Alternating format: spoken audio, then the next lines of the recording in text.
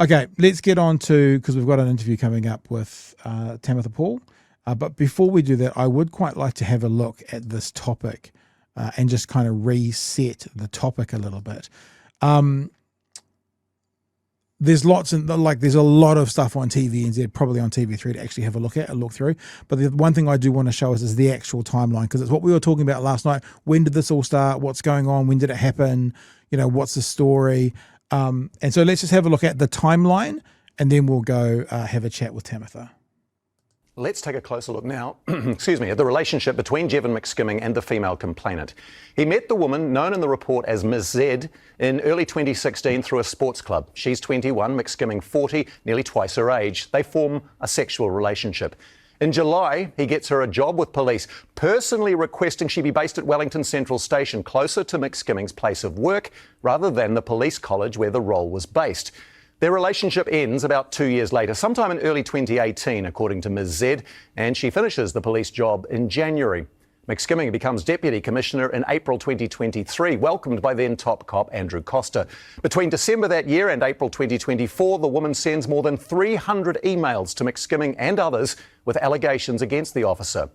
In February 2020... Now, let me say one thing, and I'm not gonna further the pot. I'm just going to respond because someone's mentioned the melting pile of pancake batter in the chat today.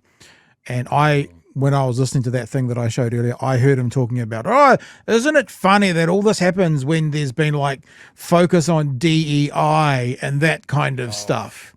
Fuck off. I don't buy into that, but to rebut anyone in that, notice the time frame that she was making her complaints. It's all under the current government. Now, the offending happened before, but it started December 2023 through April 2024. That's this government. So if anyone does want to start playing Costa was employed by, McSkimming was employed by, when that such and such, this whole complaint system started under this government. Now, I want to make this clear. I don't think there's anything to see there to do with ministers or the government. But if others try and point the bone at the left government, this is the response, right? Just so everyone's got that nailed down. The officer.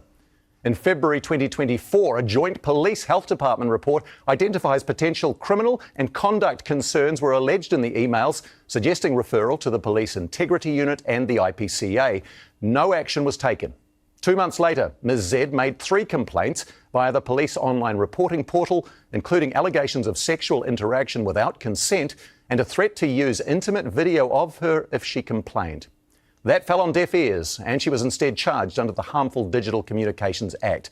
But those charges were dropped by the Crown in September, and police finally referred the matter to the Independent Police Conduct Authority in October last year.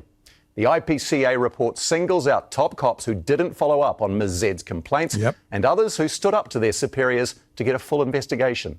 Political editor Mikey Sherman. We're going to leave it there, but go and watch it. This is Mikey Sherman going to Costa's house, who would not front for obvious, I would think obvious reasons.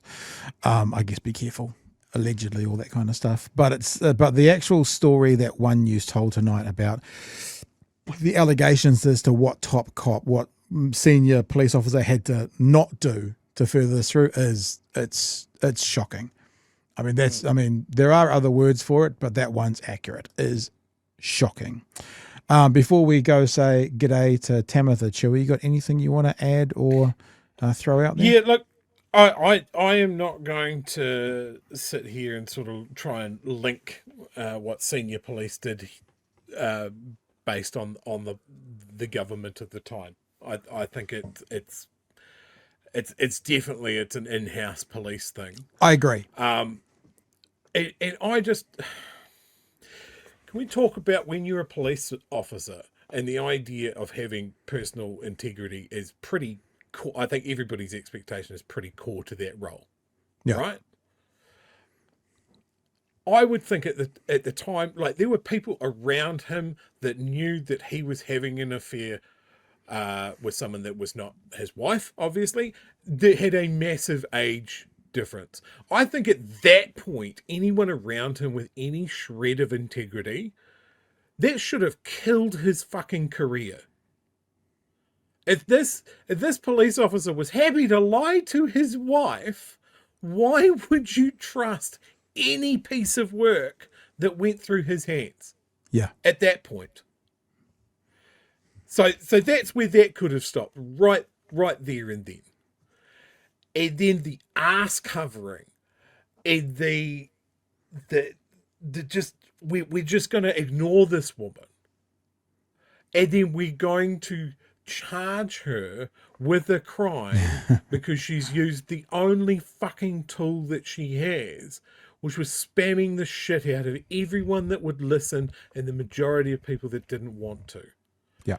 And I want to say the only silver lining to this is the cops of integrity. And I think I don't have the name to hand, but she was the head of basically the unit that oversees sexual crime in the police. Yeah.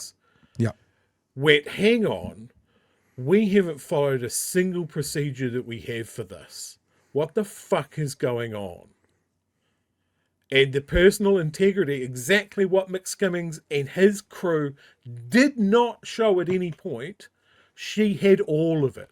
She had all of the integrity to stand and put her head above the trench line against people that had a whole lot more power than she did.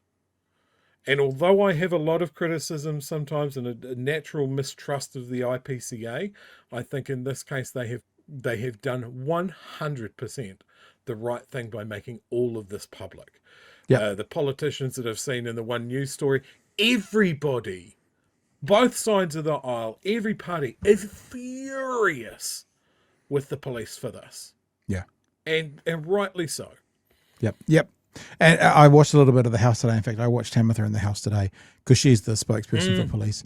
And some really good questions. And I think she says in this interview that she's grateful that the minister had answers, and she says the tone was very different today. And I asked her about is no one seems to be finger pointing, and she's like, no.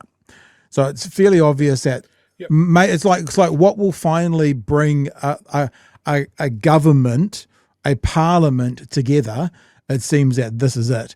Now, will this government, drop the ball or not? Time will tell. But at the moment, it seems that most things that are being said and done are being fairly well supported across Parliament, both sides of politics. So.